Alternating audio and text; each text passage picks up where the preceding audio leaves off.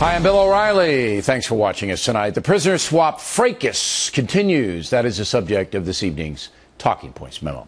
It is becoming clear that the Obama administration severely miscalculated reaction to trading a suspected deserter, Sergeant Bo Bergdahl, for 5 Taliban war criminals. The president in Europe this week is getting pounded from all sides. Here's powerful Democratic Senator Dianne Feinstein. The concerns were bipartisan. And I strongly believe that we should have been consulted, that the law should have been followed, and I very much regret that that was not the case. To be fair, some Democrats are standing behind the president. Senator Harry Reid leads the league in that department. Opponents of President Obama have seized upon the release of an American prisoner of war, that's what he was, using what should be a moment of unity and celebration of our nation as a chance to play political games. But this story is much more than political gamesmanship. Sergeant Bergdahl definitely deserted his post. There's no question about that. Here he is in release video. He's blinking because he was probably blindfolded. There's a Taliban captor walking him over to the U.S. forces over the weekend. Bergdahl may have even collaborated with the enemy, the Taliban. That has been investigated, and there is a classified report on the situation. Yesterday at the State Department, spokesperson Marie Harf was besieged with questions. You've had all this time, 5 years, to determine whether he was a deserter or not. That's a long time. He's been in captivity, Lucas. I think he's probably the person who knows best what happened on that night. Well, I think that his squad mates have the best indication what happened. I don't think that night. that's the case. Ms. Harf's entitled to her opinion, but public opinion has definitely turned against the sergeant and the swap in general. In a Rasmussen poll, 43% of Americans now oppose the swap. 40% say it's okay. 17%, a big number, don't know. And that number is going to change. More will come out against. Wait and see. Talking Points believes that Sergeant Bergdahl and his father Robert opposed America's presence in Afghanistan. There is enough evidence to prove that. Question is, how far did Sergeant Bergdahl take his dissent? The military should investigate that to its fullest extent. Now on to the big picture. Once again, the Obama administration has botched an important decision. Even the president admits the 5 released Taliban war criminals might kill again. And his administration has embarrassed itself by saying Sergeant Bergdahl served with honor. He did not. Whatever the circumstances, what he did, leaving his unit, was wrong. So, this is another big mess for which Mr. Obama is directly responsible. Is his administration at the tipping point? I believe it is. And that's a memo. Now for the top story tonight, reaction. We asked Senator Feinstein to appear this evening. I've always had a good relationship with her, but she declined, citing a busy schedule. Joining us now from Washington is Senator John McCain, who, of course, was a prisoner of war for 5 years in North Vietnam. So I wanted you and Senator Feinstein on together to present a bipartisan front about the issue. But since she passed, the floor is yours, Senator. How do you process all this? Well, first of all, I understand why Senator Feinstein and Senator Chambliss should be upset. It's their responsibilities as co-chairman of the Intelligence Committee. But my problem, frankly, is this whole issue of whether these individuals will be back in the fight. Everybody knows they will be, Bill.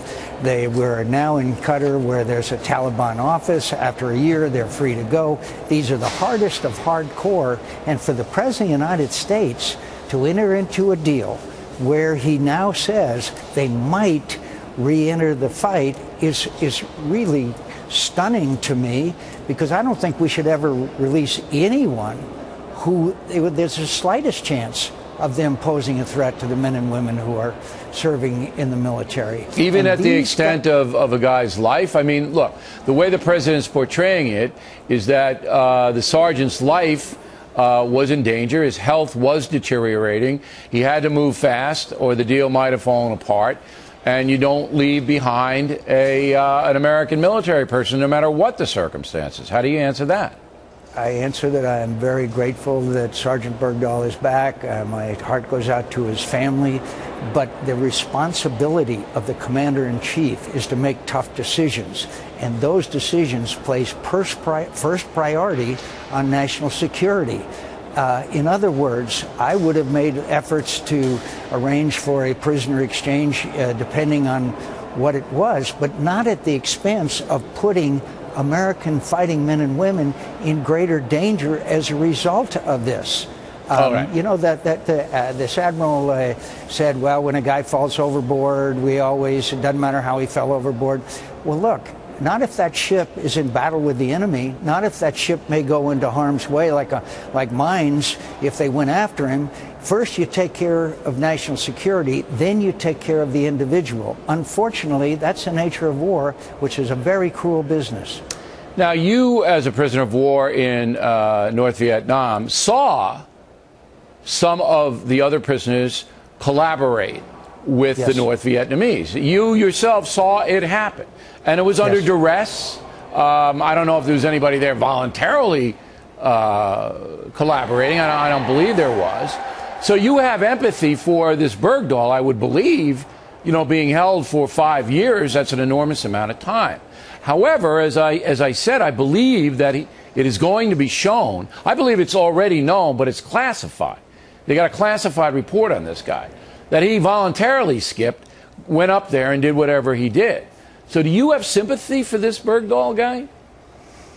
Oh, I have some sympathy for human frailties. We're all have our weaknesses, but if those allegations are true, and I emphasize if, and I'm making no judgments, and it actually caused the deaths of other American servicemen and women, there has to be a complete investigation. But look, what bothers me more, what I want to see revealed, is the assessments of these 5 people who were clearly judged as risks to the security and men and women in the United States of America if they were released. I want to see those classified studies released, which led the people who studied their cases to conclude that they posed a direct risk to the United States of America and would re-enter the fight. I'd remind you, Bill, that 30% of those released already have re-entered the fight and re-entered in leadership positions. Yeah, those and released from Al-Qaeda has spread everywhere. Right. Yeah, those released from Guantanamo. All right, but look, you know what it's going to say, even though it's classified. These 5 Taliban guys are classified information. You know what it's going to say. All of them, we have their resumes. We know they're all killers. And we know they'll all go back. So there's no doubt about that. What we don't know is Bergdahl's, the extent of what he did, although there's evidence coming out now. I think that should be unclassified. His investigation should be unclassified right now, because if we're a free society, if you, Senator McCain, and President Obama are representing we the people, we have to know the facts about a story of this magnitude. Tell us, A, what you said, how bad are these guys, and B, what Bergdahl did. Shouldn't we know that? Absolutely, but we should also know, if these conclusions are correct, why in the world did the chairman of the Joint Chiefs of Staff, and why did the President of the United States and the head of the CIA, why did they agree to release these guys they're going to say putting the Americans in jail? We don't leave the guy behind. I mean, they already said it. They're not going to change that. But that counters everything that the military and this war that we're in with Al-Qaeda and Muslim extremism is all about. You are putting American lives in danger. To me, that's reprehensible. Last question. Is this the biggest scandal now? Is this going to blow up into a huge story? I know the folks are angry from coast to coast, both sides. Both sides. Do you believe this is, or is this just going to go away like Benghazi and the IRS thing, or is it different than that? I don't think it's going away. I don't think the VA thing is going away. I think there's more shoes to drop from that centipede, and I'm happy to tell you I'm working very hard across the aisle to try to come up with a fix to the scandal of the Veterans Administration. All right, Senator. We appreciate you coming on tonight. We hope Dianne Feinstein, the senator from California, does come on The Factor.